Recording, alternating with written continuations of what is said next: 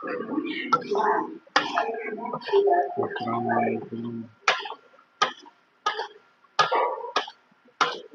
প্রিয় বন্ধুরা, প্রবাসী নদীতে আলাদা গরু মাংস আর ভর্তা মিক্স করে রান্না হচ্ছে। কীভাবে আপনারা গরু মাংস রান্না করবেন, মশলা সব কিছু মিক্স করে একবারে বসিয়ে দিবেন। তারপর আস্তে আস্তে কষাইবেন। কষানোর পরে তারপর যখন দেখবেন যে কালার হয়ে আসছে তখন আবার জল দিবেন।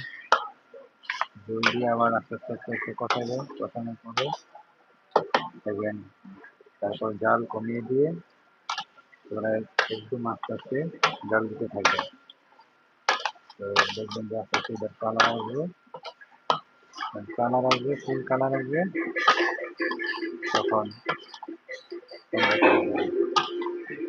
ভিডিওটি যদি ভালো লাগে লাইক এবং সাবস্ক্রাইব করুন।